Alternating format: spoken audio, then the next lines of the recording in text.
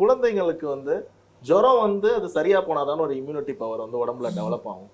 சின்ன வயசுலயே அவங்களுக்கு வந்து ட்ரக் கொடுத்து எல்லாத்தையும் சப்ரஸ் பண்ணிக்கிட்டே வந்தோம்னா எப்படி வந்து இம்யூனிட்டி பவர் வரும் அப்படின்ற ஒரு எண்ணம் உண்டு. அப்ப அது எப்படி மேம் குழந்தைங்களுக்கு வந்து இந்த வேக்சின் போடுறது சரியா இருக்குமா? கரெக்ட், ரொம்ப நல்ல கேள்வி அது. ஸோ ஒரு குழந்தைங்க ஒரு வருஷத்தில் ஒரு 8லேருந்து 10 வாட்டி வரைக்கும் கோல்டு வந்தால் கூட சீரியஸ் ப்ராப்ளம்ஸ் காஸ் ஆகாது. அதனால இம்யூனிட்டி நல்லா டெவலப் ஆகும். ஸோ நாங்களே அதான் அட்வைஸ் பண்ணுவோம். சும்மா அதுக்காக வந்து டாக்டரை போய் பார்த்து ஆன்டிபயோட்டிக் சாப்பிட்றது அதெல்லாம் பண்ணாதீங்கன்னு.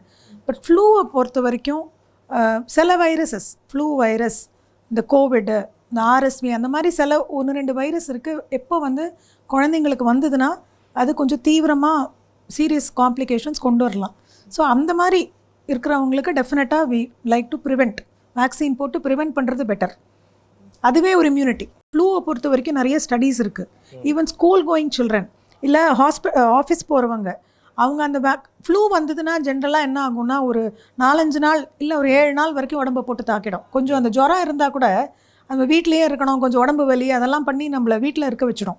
ஸோ அந்த ஆப்சன்டீசம்னு சொல்லுவோம், அதாவது ஸ்கூல்லேருந்து லீவ் போடுற நாட்கள் அதை குறைக்கிறதுக்கு, ஆஃபீஸ் கோவர்ஸ்க்கு அந்த ஆஃபீஸ் லீவ் போடுற நாட்கள் குறைக்கிறதுக்கு இந்த வேக்சின் பயன்படும் அப்படிங்கிறது நிறைய வெளிநாட்டிலேருந்து ஸ்டடீஸ் இருக்குது அதுக்கு.